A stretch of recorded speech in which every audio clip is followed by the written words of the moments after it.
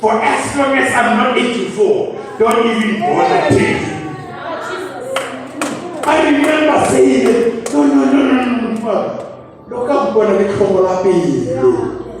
For as long as I'm not 84,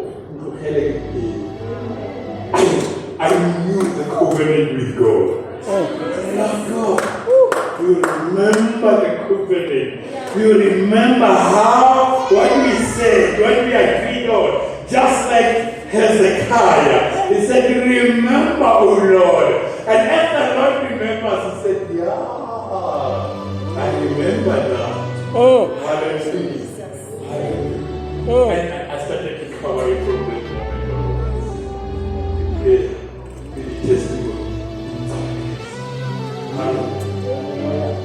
I started to cover. I started to by it. Yeah, so for it. Hey guys, so for it. I just so for it.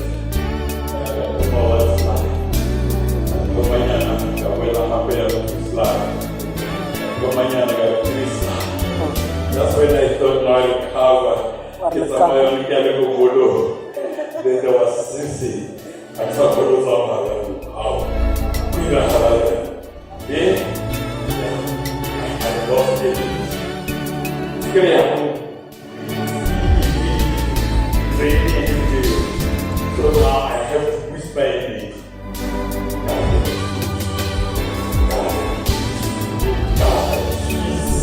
God, I was so tasty. Let me try over increase of sugar like a normal baby.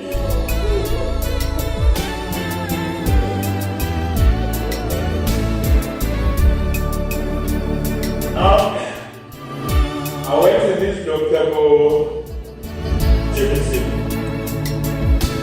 He said something, my brother.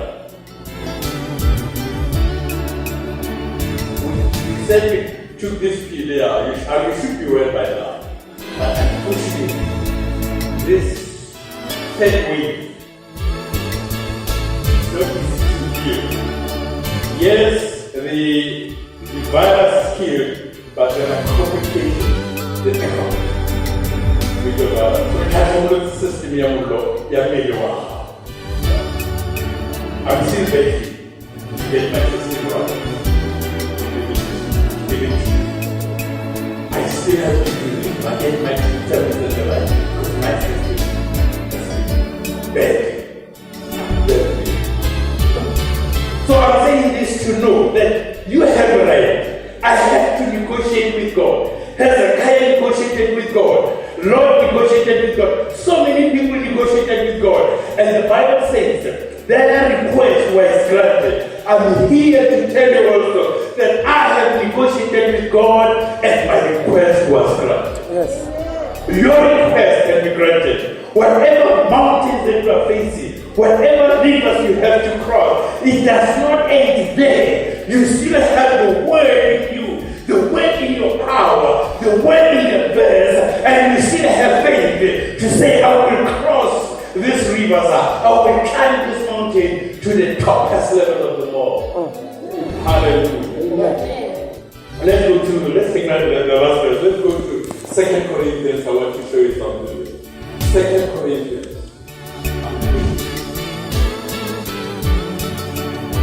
2 Corinthians chapter 12. Here is Paul now. He's also negotiating. Hallelujah. 2 Corinthians chapter 12, verse 7.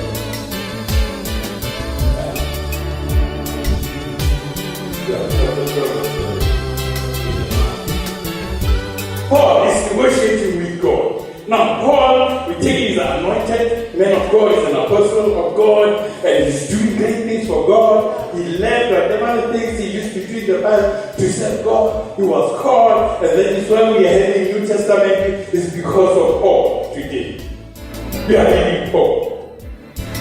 But here is Paul today. He says, verse 8, he said, verse 7, to keep me from becoming conceited because of this surpassingly great revelation, there was giving me a thorn in my flesh, Now he is explaining the thought in his verse. He said, a messenger from Satan.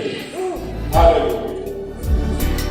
In every kind of torment, there's a messenger of Satan. There's a thought, because a thought, but there's a messenger of Satan. The devil uses people to torment you. The devil will use issues to torment you. He will use sickness to torment you. He will put stumbling blocks to torment you. He said, he prayed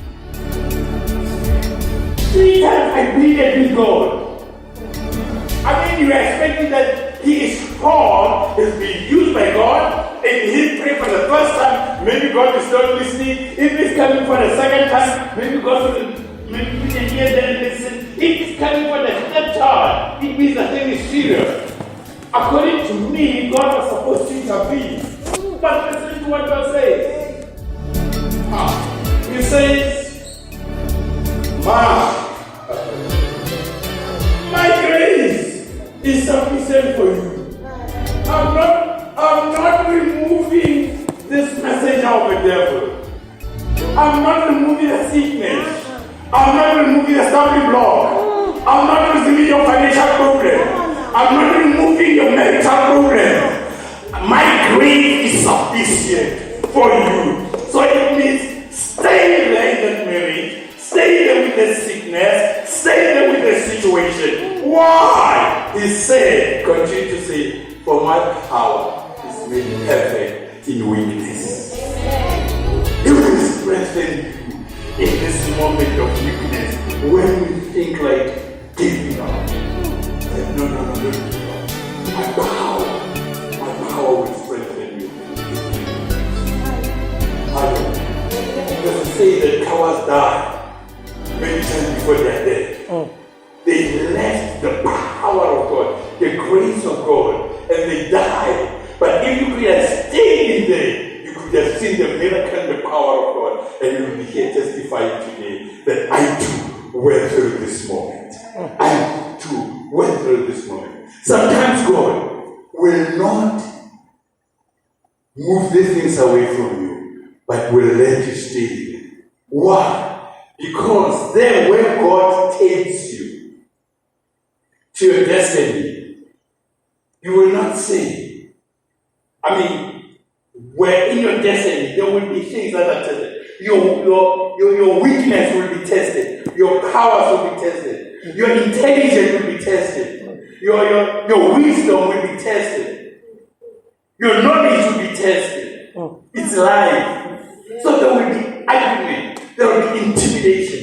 There will be threat. You cannot go before God and say, God, remove this if I don't want it for them. No, God says, no. Deal with them. I'm giving you the strength in your weaknesses. My grace is sufficient for you. Hallelujah. Don't quit. Amen. Don't quit. Amen. We are not called to quit, but we are called to face every situation coming their way. Every successful person in life will tell you, I went through all this. Sometimes you don't believe them because hallelujah. But the truth is, they went through all that. Jesus Christ prayed in the Garden of Gethsemane. The Son, John 3 verse 16, is saying how closer and purposeful Jesus was to God.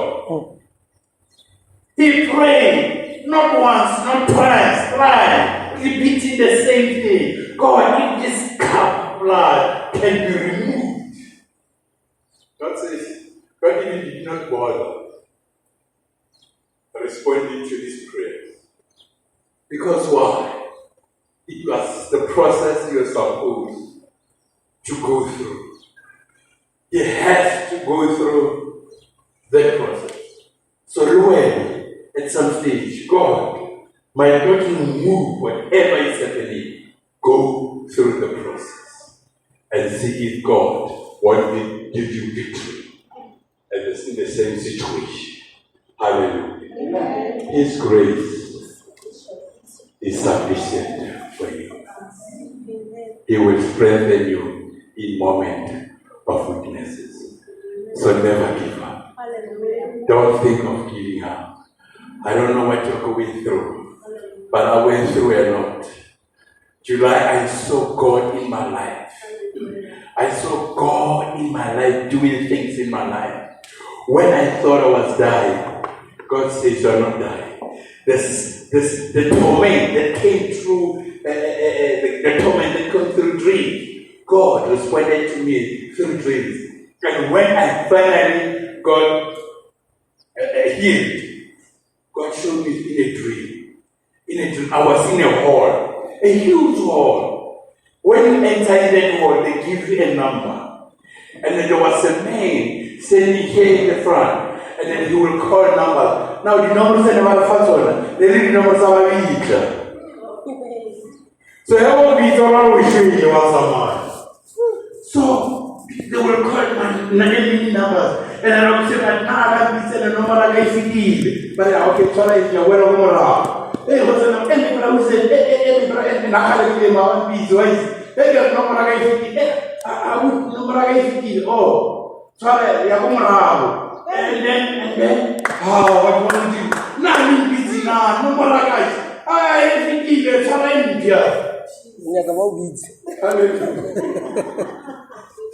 when I wake up, God said, there's no grief. Hallelujah. God says there's no grief for you. I wake up like a hero. I wake up blessed, happy. And I said, God, thank you. And here am I, the testimony. Hallelujah. So it went to God justice to sit here for 3 minutes and see Pastor make it longer. But I had to go and take it. Go, stay with the Lord. And the right moment, God will see you through. Let me close with this.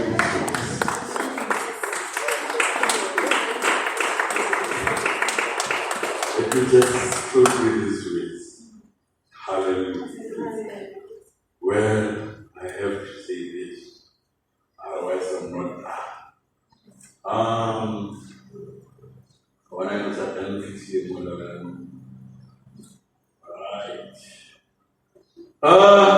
now, these are the ways that I have written for you, just to encourage you as you go through difficult moments in your life. I wrote this thing, and this is what I said. Life has taught me not to give up on living. For as long as God exists, there is still hope for me. Life has taught me not to give up on living. That even though my inward being is being deteriorating due to what life throws at me, depression, stress, anxiety, heart-related disease, sugar diabetes, HIV, COVID-19, and so on. And doctors say there's nothing anymore that they can do to save my life. Life has taught me that for as long as God exists, there is still hope for me. Yes. Life has taught me not to give up on living. That even if I have to lose my job and can no longer provide for myself and for my family, and then I have my car repossessed, my precious home repossessed, face divorce, lose my family, and had no one to turn to, the same life also taught me that for as long as God exists, there is still hope for me. Life has taught me not to give up on living. That even if I try and I fail, I try again and I try again and I try again and I still fail. And people start to gossip about me, call me names, laugh at me.